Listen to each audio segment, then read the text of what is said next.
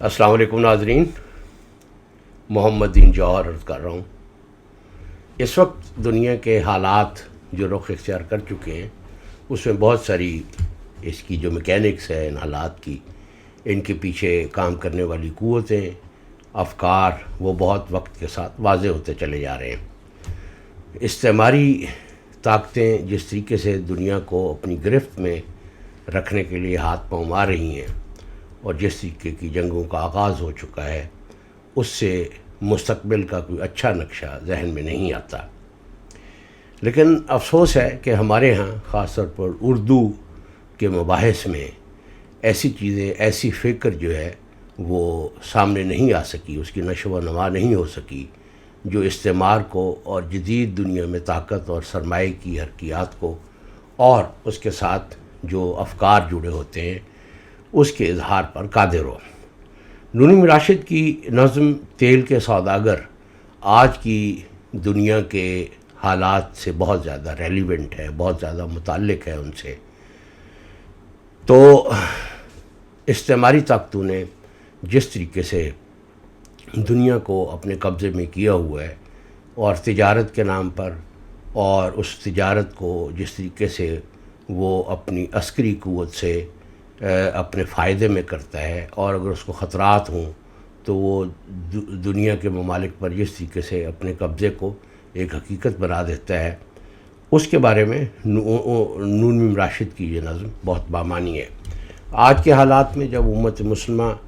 جو ہے وہ 75 سال کی نام نہاد آزادیوں کے باوجود بھی اندھیروں میں ٹامک ٹوئیاں مار رہی ہے، ان حالات میں اس نظم کو پڑھنا اور اس میں جو بصیرت ہے اس سے فائدہ اٹھانا جو ہے وہ میرا خیال ہے ضروری معلوم ہوتا ہے۔ لیکن ہمارے ہاں یہ مباحث جیسے کہ نون راشد کی اکثر نظموں میں ہیں،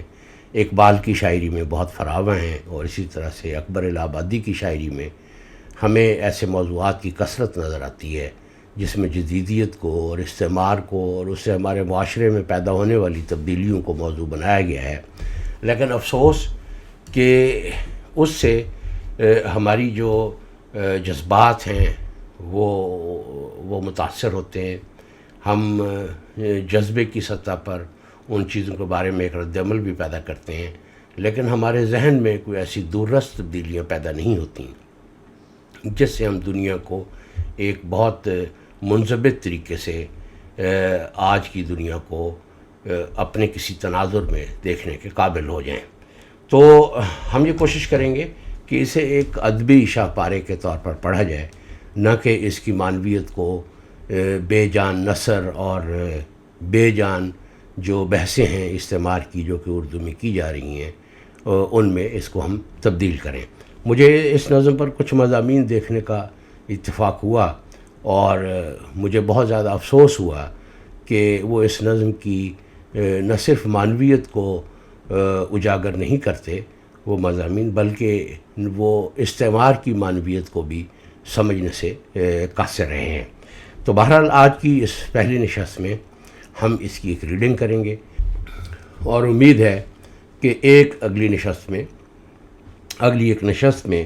ہم اس کی جو معنویت ہے اس کو ناظرین کے سامنے رکھنے کی کوشش کریں گے۔ میں اس کی آج میرے خیال میں یہ ایک بہت بڑی نظم ہے جو طاقت کی حرکیات کو بیان کرتی ہے، اور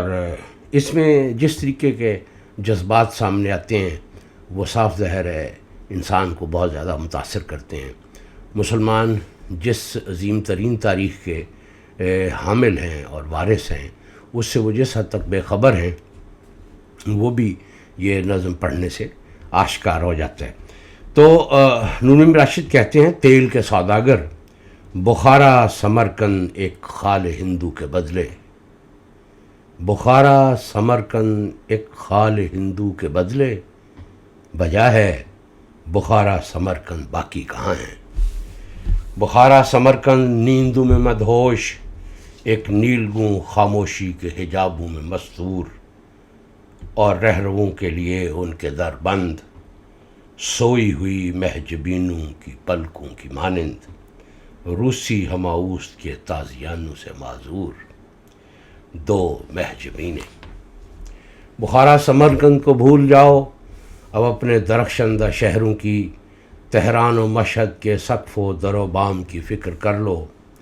تم اپنے نئے دور ہوش و عمل کے دل آویز چشموں کو، اپنی نئی آرزوؤں کے ان خوبصورت کنایوں کو محفوظ کر لو۔ ان اونچے درخشندہ شہروں کی کوتاہ فصیلوں کو مضبوط کر لو۔ ہر ایک برج و بارو پہ اپنے نگہباں چڑھا دو، گھروں میں ہوا کے سوا سب صداؤں کی شمع بجھا دو، کہ باہر فصیلوں کے نیچے کئی دن سے راہزن ہے خیمہ فگن، تیل کے بوڑھے سوداگروں کے لبادے پہن کر۔ وہ کل رات یا آج کی رات کی تیرگی میں چلے آئیں گے بن کے مہمان، تمہارے گھروں میں وہ دعوت کی شب جام میں نہ لنڈھائیں گے، ناچیں گے گائیں گے بے ساختہ کہوں ہم ہموں سے، وہ گرمائیں گے خون محفل۔ مگر پاؤ پھٹے گی تو پلکوں سے کھودو گے خود اپنے مردوں کی قبریں، مگر پاؤ پھٹے گی تو پلکوں سے کھودو گے خود اپنے مردوں کی قبریں۔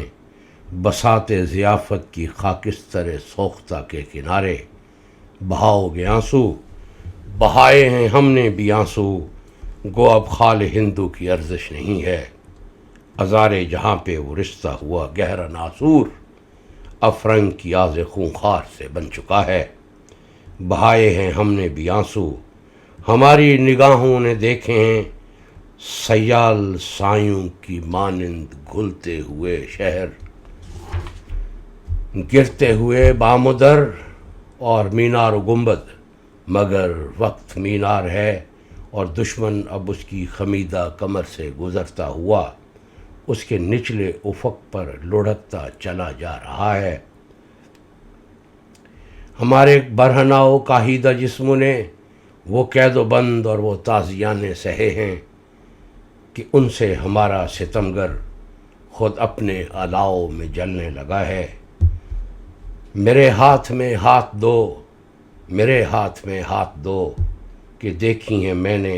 ہمالیہ و الوند کی چوٹیوں پر شعائیں،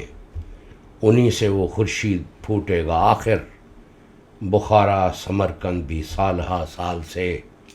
جس کی حسرت کے دریوزہ گر ہیں۔ تو مجھے امید ہے کہ انشاءاللہ کوشش کریں گے کہ اگلی ایک نشست میں ہم اس نظم کو پڑھنے میں کامیاب ہو جائیں، اور اس کے جو معنی اور مفاہیم ہیں، اس کی جو کائنات معنی ہے، اس کو ہم انشاءاللہ اس کا کھوج لگانے کی کوشش کریں گے، اور یہ بھی کوشش کریں گے کہ اس کی عصر حاضر میں جو ایک ریلیونس ہے، اس کا جو ایک معنی عصر حاضر کے تناظر میں زیادہ اجاگر ہو کر، زیادہ واضح ہو کر